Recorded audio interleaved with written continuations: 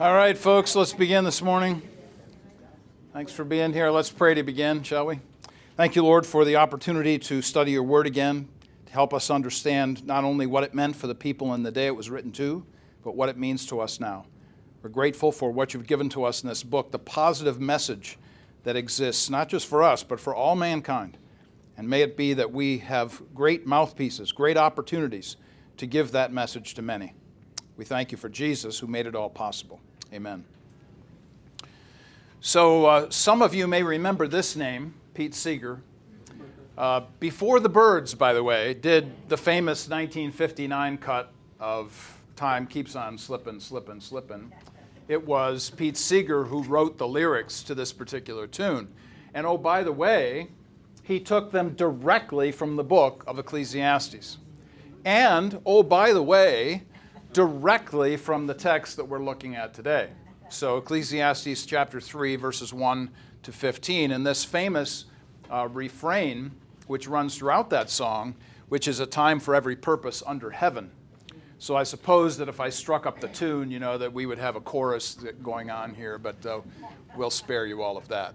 So I wanted you to understand that the issue of Ecclesiastes is pretty important as it relates to common culture and music, but I also thought it would be important for us to recognize this in terms of science, because we're looking at a passage that says there's a time for this and a time for that. But what's really fascinating, physicists will say to us that time, space, and matter must all exist at the same time, or if one is left out, the other two cannot exist. So if you leave out time, space and matter cannot exist together by themselves. All three must be present at the same time, which, by the way, suggests something, I don't know, could it be out of Genesis 1, that, God created the heavens and the earth, which means the entirety of the universe. So, matter, space, and time all exist together, or not at all. We're approaching the topic of time, the importance of it. This is a statement that is true in science. But it's also true in language. So here's the point. This word, merism, literally is a figure of speech, which means two opposites make up the whole. Now, I just quoted one. Genesis 1:1 says, "In the beginning, God created the heavens and the earth." So whenever you see that phrase, you understand in First Testament teaching, it means the whole, the entirety of all created matter. The Hebrews thought about these kinds of statements as everything from A to Z. Everything was included. So in language, we even have this very strict structural term, merism, which literally means that two opposites together make up the whole. So when you see the very first line, for instance, in Ecclesiastes chapter 3 and verse 1, we have the first famous statement. "For everything there is a season, and a time for every matter under heaven, a time to be born and a time to die." So we see that a time for consistently throughout the text. When you see a time to be born and a time to die, it means everything. So from the moment of conception all the way through to death, God's orchestration of time is there and unfolding within our lives. So one of the things I've repeated at the top of these pages every single week are the repeated themes. And these themes are for all people, places, times, and cultures. It does not matter. What's really important for us today is that when we talk about time, time influences everybody and everything. So we're really not surprised by this. Everybody operates within some kind of scale or scope of time. That's really important for us to remember. It is a repeated theme. It applied 3,000 years ago as much as it does today. And then, of course, the message of Ecclesiastes is very clear. All of life is a gift of God. So another repeated theme throughout the book of Ecclesiastes. This is crucial for us. We're going to see that theme and that message come once again in this particular section. So when we talk about the first 8 verses, we see this word or this phrase, "there is a time for," repeated 28 times in these verses. Back and forth, back and forth. And remember, you have two polar opposites that make the whole for every single one of these pairs. And we'll talk about the pairs in just a moment. But 28 times the word or the phrase "a time" is used, which means everything from the womb to the tomb. from the time of conception all the way through to the time of death, which always makes me think of various passages of Scripture. One of them is Isaiah 55, which says, we may not, his ways are not our ways, his thoughts are not our thoughts, and my comment, we might not understand his purposes, but his plan will work. This is a real struggle. I mean, I'm telling you my struggle. My struggle is all three of these words, fallen, finite, and fragile. And I'm sure you feel it too. The consistency of dealing with pain as you get older, the struggles of ligaments that are more like leather straps rather than rubber bands, those kinds of things are inhibiting. And it takes a while to get things moving again. So even within this, I think about this within the scope of Isaiah 55 and within the scope of these 8 verses, that there's a time for all of these things. So there are contrasts here. The contrast, first of all, is that there are 14 pairs of these ideas. And the first idea, of course, as we've already read in verse 2, is that this is all about everything from birth to death. So it applies to every person everywhere. Think about what David said in Psalm 139.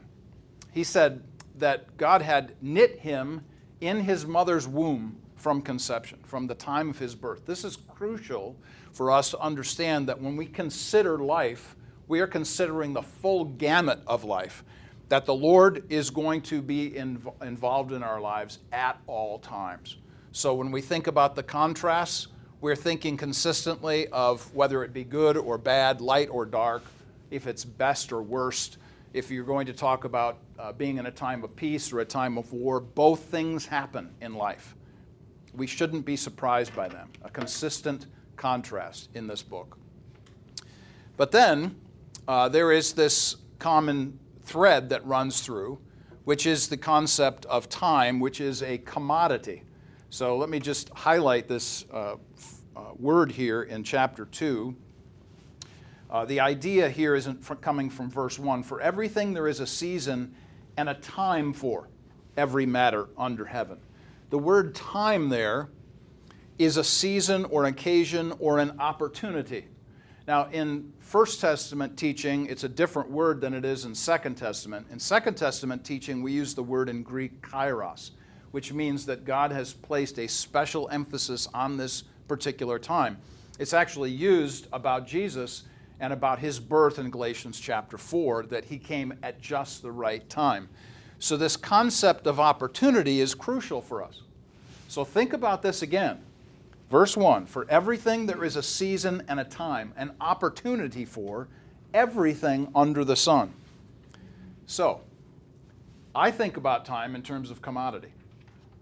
So when I was younger, much younger, 40 years ago younger, I used to change my own oil in my own car. I don't do that anymore. Because, as I tell my students, you're going to spend one of two things in this life. You're either going to spend time or you're going to spend money. When I was young, I was really poor and I couldn't spend money, so I had to spend time. Now, I'm not so poor and I can spend the money to have somebody else change the oil in my vehicle. It's a whole lot easier that way. But nonetheless, we think about time in terms of commodity that way. You're going to spend it in one way or another. Let me put it to you this way. If you think about the 10 o'clock hour that we're in right now, and we use the phrase and juxtapose that with the phrase, I want to save time.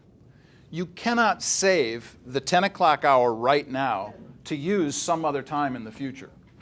When we talk about saving time, we're talking about limiting distractions perhaps, or we're thinking about reducing the amount of effort it might take to do one thing or another. We cannot get 10 o'clock to 11 o'clock back again. That's happening right now. It's gone. Fini. Over. So when we think about this commodity, we should really perk our attention up when we think about how we're going to be spending our time. I'm always thinking about the phrase in Psalm 31:15, my times are in his hands. So everything that happens is within the scope and parameter of God's will and his sovereignty. Not that I agree with it, by the way. I disagree with God's sovereignty regularly. That's a whole nother discussion. And we'll talk more about sovereignty in a bit. So, time is also controlled. Again, back to this text, it's really important to understand when we're reading these English words that we understand that there is a crucial component to it. So in the first verse again, for everything there is a season. That means that somebody is in charge of this. So go all the way back to one of the first slides I showed about physics. Time, space, and matter all have to exist at the same time for all three of them to exist altogether. When we think about the fact that there is a time for, there is one who stands outside of time, which makes me think about movies, which makes me think about science fiction, which makes me think that the reason why people make science fiction films is because they want to overcome the space-time boundary. Because if we could overcome the space-time boundary and actually do the time travel bit, we would be God. But we can't, because we're not eternal. There is only one who stands outside of time. He created it, and he controls it. So when you pray, for instance, and you're praying the Lord's Prayer, that your will might be done on earth as it is in heaven, we are talking about the one who is in heaven, who is the one who orchestrates and organizes all things for his own will and purposes. So he controls this time. It is also an understanding of the comprehensive nature of time. So when we talk about this, we're coming back to that word merism. It's a really important concept in these 8 verses. And I'm not putting this word up there just to be academic. I'm putting the word up there because it's an important word.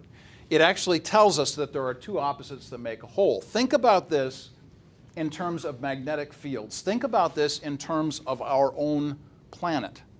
Think about the north and south poles. Think about the equilibrium that is brought because of the maintenance of this magnetic field, these 2 magnetic fields together, and that God superintends and orchestrates those. When we talk about time, and we're talking about the comprehensive nature of time, we are talking about this heavens and earth concept that I mentioned just a moment ago. This last week, I had an opportunity to have a conversation with a scientist at IUPUI, where I work. And we had a couple-hour conversation, and we were talking about issues of science as it relates to the kinds of things that we see in the world around us. And one of the parts of the conversation was about God's created world. And we were discussing the idea that the one who has made all things is also the one that not only superintends it, but he's the one who makes it whole. He's the only one who can keep this thing all together. So when you think about this from Second Testament teaching, Colossians 1:17, by him, by Jesus, are all things held together. That idea is true here, it's true in both Testaments, and even the scientists will say that this is an amazing stuff. In fact, he went on this rather long discussion point about the kinds of experimentation that he does. And he says, there are things that we are still learning about the human body that we did not know before. Just recent discoveries. And he was listing off various issues. And he said, what does this tell us? This tells us that these things are not only beyond our comprehension, but that somebody's got to be in charge of it. Somebody has got to have orchestrated it and designed it in a certain way. So, when we talk about time, we're talking about its comprehensive nature. We're also talking about the completion of time. Now, when we talk about this, we're concerned about this God who has brought all things into being. Let's go back to this text again. Look at this in chapter 3. A time to be born, a time to die, verse 2, a time to plant, a time to pluck up what is planted, a time to kill, a time to heal, and so on. What this tells us is that the same God who it says in verse 1, for everything there is a season and a time for every matter under heaven, he's the one that orchestrates it. He takes it from the first and the last, the both and the and. When we talk about birth and death, we're not talking about someone who only has jurisdiction over one or the other. We're talking about one who has control of it all. That's what I mean by both and. When we think of time, we often think about it in terms of one-dimensional thinking. Again, the clock on the wall. We're seeing a second hand continuing to move on that clock face. That's a one-dimensional view of life and things. But from God's point of view, when we think about statements out of 2 Peter chapter 3, for instance, where Peter says that to God, one day is as 1,000 years, and 1,000 years is as one day. His view of time is very different than our view of time. He sees the whole of it, the completion of it. So not only does he start it, he initiates it, not only does he see it through to its duration, that is, presently, but also its termination. It will come to an end, and he's the one who's going to see it to that end. I'm always mindful of this verse in Acts 3:21. It's one of those, I have a number of verses that haunt me, but this is one of them. Until the time that he restores all things. So we're thinking about this great statement about what God has originally intended in Genesis. He will restore at some future point in the idea of some future time. And then, of course, for me personally, we'll probably talk about this again when we talk about death in chapter 9, my favorite chapter. When David had served God's purposes for his generation, he died, Acts 13:36 says. So when we think about this concept, that when God had allowed David to live during this time and he served God's purposes, he was gone. He was done. I think about that all the time. And I mean that all the time. I think about that. My consistent interest is in what is the purpose that God has for me for this generation. And ultimately, when I serve that, it's going to be time for me to be gone. So the concepts that we find about time certainly do understand the wholeness of it, that is, all the way to its completion, even to our death. So, verses 9 to 11. These are fascinating verses, so we want to make sure to read them together. Verse 9, Ecclesiastes 3. What gain has the worker from his toil? I've seen the business that God has given to the children of man to be busy with. He has made everything beautiful in its time. Also, he's put eternity into men's hearts, yet so that he cannot find out what God has done from the beginning to the end. So, what gain is there? This goes all the way back to chapter 1. There are these hooks. Think about where you hang your jacket in the wintertime. There are these hooks on a wall that occur throughout Bible books. Ecclesiastes is no different. You see these kinds of ideas pop up again and again in Ecclesiastes. Here's another reference to it. What good is it? So when we think about time, we have to ask ourselves that question. What good is it? Now I want to say some things here about things that we know that are false. And by the way, this is all in your handouts. You don't have to copy any of this down. I see that our screen is a little bit high there, so let's just mark through some of these ideas. These are words that give us a purposeless concept about life. And I underlined the word less. We'll see why that's true in just a moment. I put these all together because I don't want to spend much time on them. I'm just going to rapidly review them. But this is what is left to the person who is not a believer. This is the kind of concept that I find consistently on the campus, on a public university campus where I'm at. So we have determinism. People are controlled or conditioned by biology, environment, or psychology, and we could probably add a few more words there. But this literally is how people are seeing themselves, including, by the way, the concept which is always in front of us these days, which is the concept of identity.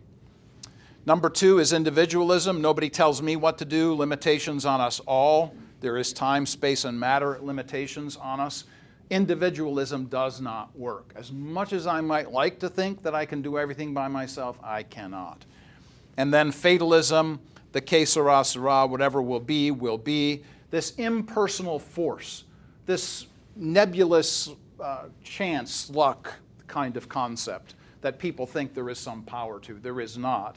And all three of those concepts run counter to a biblical view. These are purposeless statements. But on the flip side of that, we want to make sure, what does the text say? What we know to be true, which is purposefulness. So you either have purposelessness or purposefulness. You either have purpose in this life or you don't. And if you think you have purpose and you're not a believer and you don't subscribe to a biblical view, then you're simply stealing Christian truth and applying it to your situation without giving credence or appreciation for the Christian truth and where it came from. So when I talk with students about purpose, I talk with them about there must be something outside of you that's directing this purpose. Number one, the issue of providence. God personally plans and oversees all things. Verse 11 tells us that these things are beautiful in its time.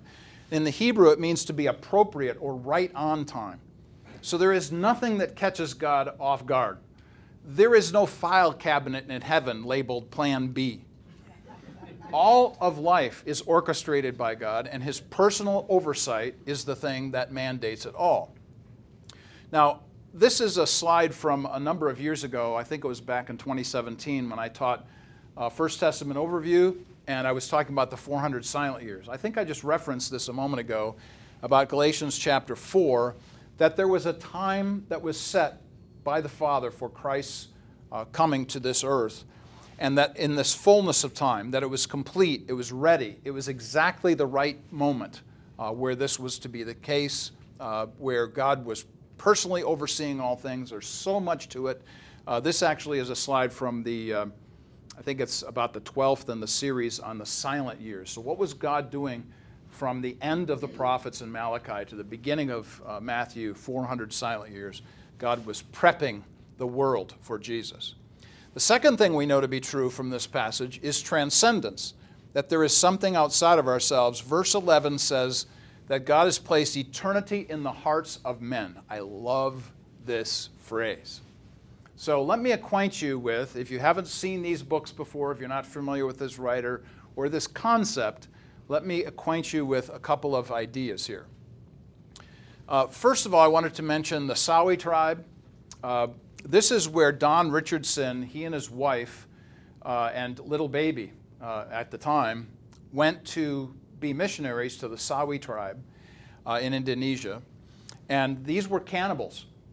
So literally the fact that Don Richardson brought his child and carrying the child in front of him as he entered the compound, the tribal compound, was something of a positive nature he didn't even realize. But I highly recommend that you read Peace Child, because it is a fantastic story. It's been years since I've read these books, but they're fantastic ideas.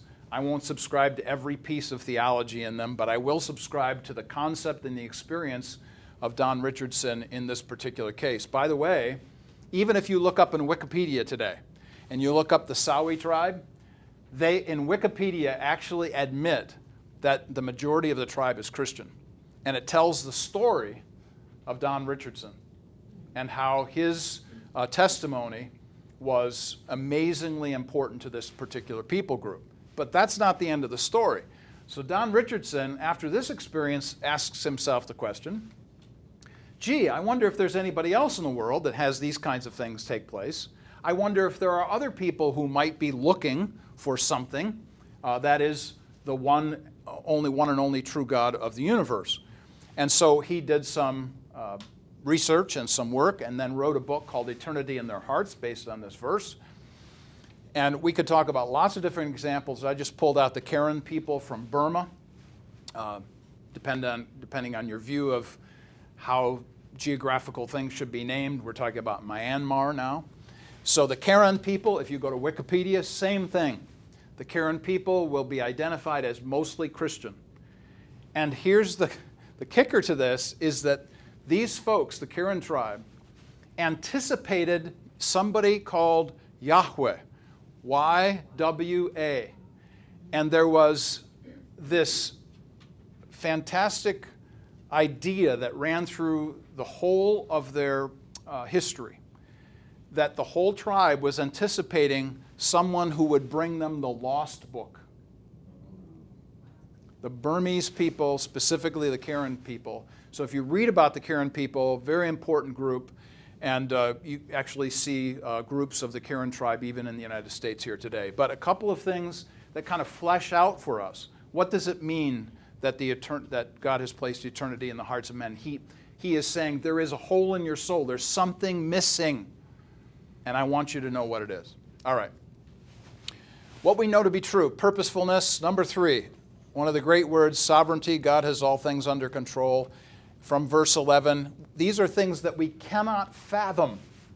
We can't fully comprehend. Remember I mentioned a few moments ago that I have real problems with the sovereignty of God? Like I have anything to say about it. But my point is that I don't always like his decisions. And I speak purely from a human point of view. But here's just an example of this. And this comes from another series that we did, I think it was back in 2015, concerning suffering. So there I was talking about various pictures concerning sovereignty that I've been teaching for a long time. And this one is about the tapestry. So on the top part of this particular piece, you see a picture that's beautiful. You see somebody who's weaving this tapestry. On the bottom picture, you see tie-offs and loose ends and knots. So think about the tapestry from heaven's view and earth's view. Heaven's view is God knows exactly what he's doing. From our view, we don't have a clue. We're looking going, why in the world? So when we think about this, my automatic go-to is Job 1 and 2, where if we didn't have Job 1 and 2, we really would not understand our views of suffering, where there is this cosmic battle going on between our adversary and the one who is in charge of all things. So sovereignty, heaven's view, earth's view, the tapestry. So when we think about this, I always say to people, it's easy to teach and it's very hard to live. I could teach sovereignty all day long. I could give you a 3-hour lecture on sovereignty right now. But for me to tell you it's easy, let me continue to laugh. So Ephesians 1, 9-11, God plans and purposes all things according to his own will. These are scriptural truths, through and through, from Genesis to Revelation. So, what do we know? Let's take a look at verses 12 to 14. I perceived that there is nothing better for them than to be joyful and to do good as long as they live. Also that everybody should eat and drink and find pleasure in all his toil. This is God's gift to man. I perceive that whatever God does endure forever. Nothing can be added to it nor taken from it. God has done it so that people fear before him.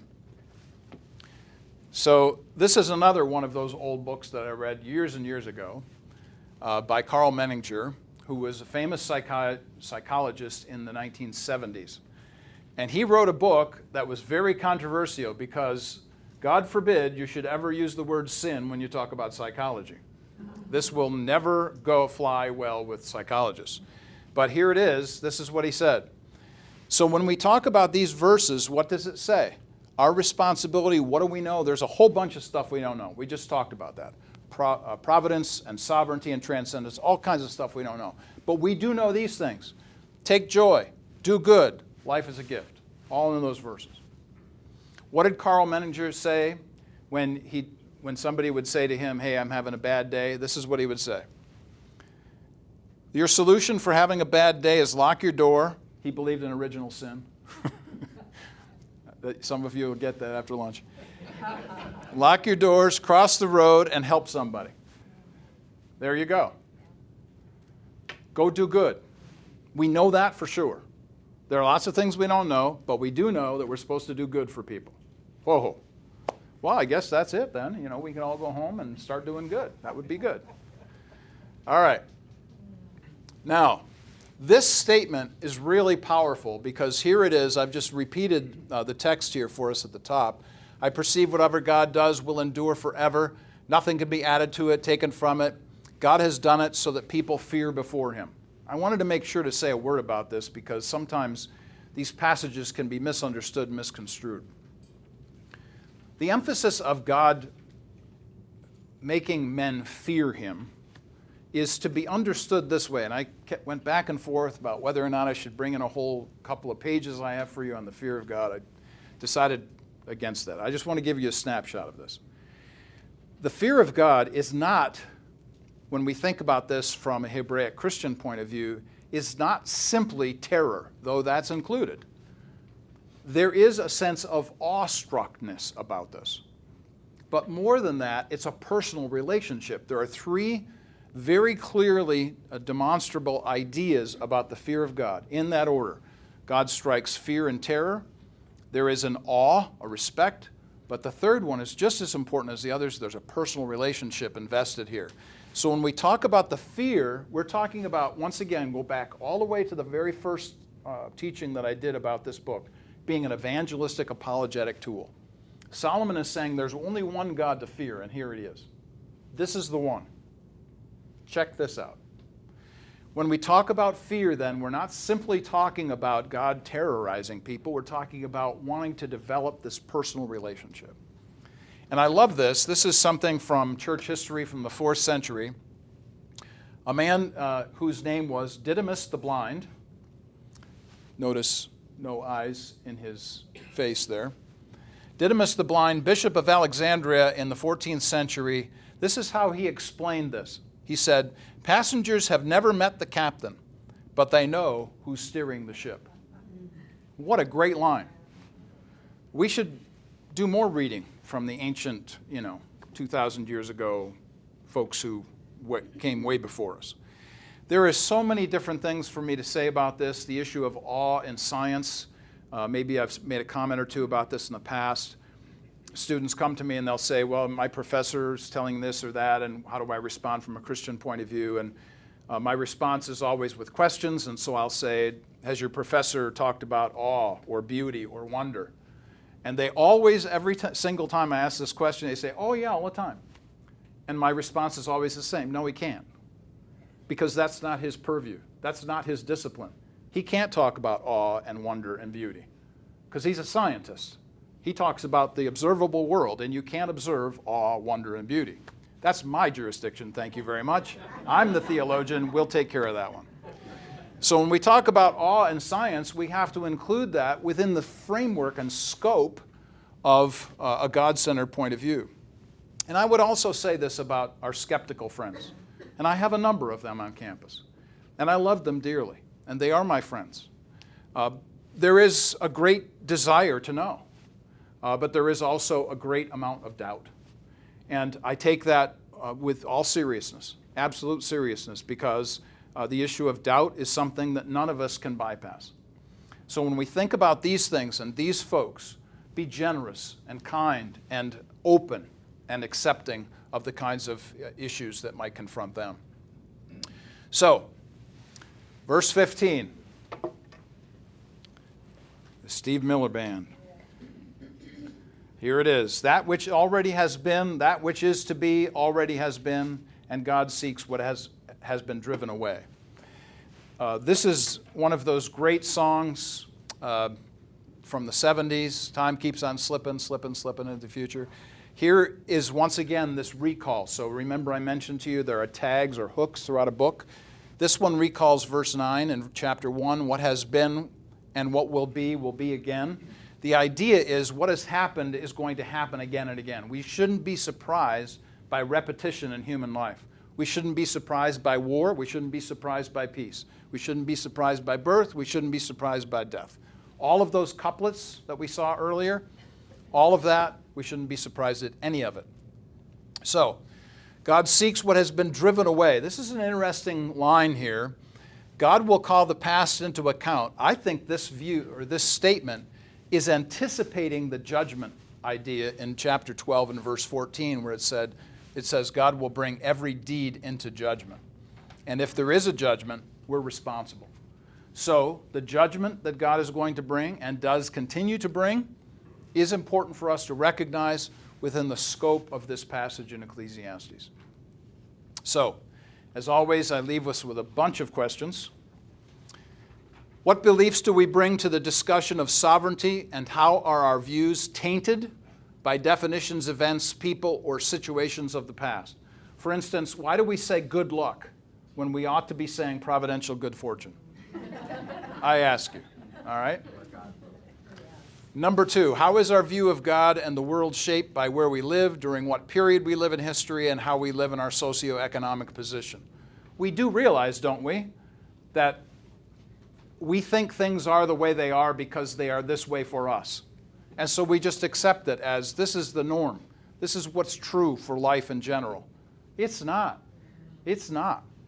Which takes us to number 3.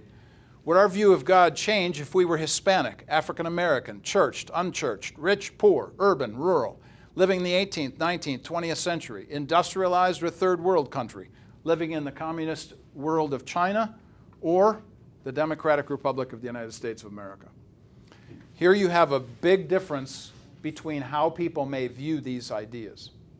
And it's important for us to recognize that just because this is us now, in this time and place, doesn't mean that everybody thought this way.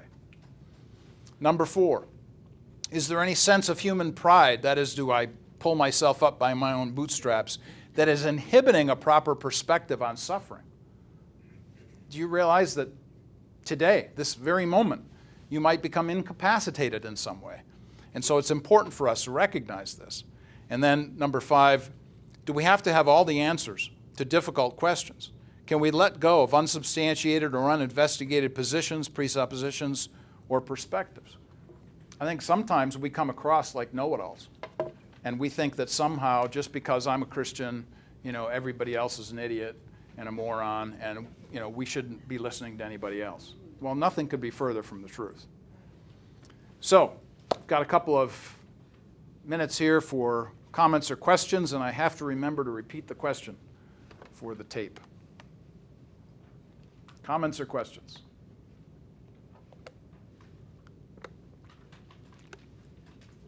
Mark, are you a fan of Star Trek Next Generation? Haven't seen it. Okay. The reason I ask is because they, if you watch the show, has several references to time and space continuum. And I was just listening to what you were saying earlier about God Yep. and time, and I thought it was rather interesting, and I just thought you were a big fan. No, I'm a fan of some science fiction, mostly writing, actually. Not fantasy, but science fiction. So the question had to do with, by the way, the Star Trek series and the importance of the Star Trek series. And so I would pretty much just put that label over any science fiction, which indicates that there is a great desire on our part to be eternal. Other questions? In the Murism list, some things are listed first, like birth and death, where it seems like one's the start, one's the end. But some are listed in an order that seems to put the negative one. Yeah, go ahead and mention one. Like a time to kill and a time to heal. Right, A time to weep and a time to laugh. right. So you're suggesting, go ahead. Is there something significant about that, or is this like just examining the brushstrokes rather than looking at the picture? Yeah. So the question has to do with the negative couplets that are in the first 8 verses, a time to kill, for instance, and a time to heal. Is there some kind of understanding that might be different for us than a time to be born and a time to die? My answer would be no. It's just simply a fullness of those things. So the idea of, let's say, going to war and being in a triage unit, both things are true at the same time. I don't necessarily think that there is some kind of beginning and end to that. And the idea that sometimes in those couplets that something really negative begins the list for us, I don't think it's necessarily making a point about something. It's once again seeing the wholeness of the human life in this case. I think in a way you could say there might be a purpose in it though, because I think law and grace, though that's not in Ecclesiastes, I realize, but if you said there's a time for grace and there's a time for law, you wouldn't put it in that order. You would first say there's a time for law and then there's a time for grace. The comment is about law and grace and which one comes first. Indeed, a law does come first in First Testament teaching. But you're also right that grace is not left out of the law, that grace is woven right through it. Boy, that's a whole discussion. We need a couple more hours just for that one. But it makes me think that there's, when you say there's a time for mourning and then there's a time for joy, you appreciate Yes. the joy that much more when you have a time of mourning. That's So right. I would see why they would put that first. The concept of completion is important here. One more, please. I'm trying to think of point 4 there, is there any sense of human pride in some of this? And when you were talking about that you often think of Acts 13:6, that when David served God's purposes, he died. And I wonder, can I really connect myself with David in that David had a clear purpose in showing kingship and leading toward Jesus, our Messiah and Savior, where when I try to apply that verse to me, I really, am I being prideful and thinking I have this specific purpose and I really have to think of myself as important in God's scheme and then I die? It doesn't, I have trouble thinking myself that way and it feels it's prideful. Sure.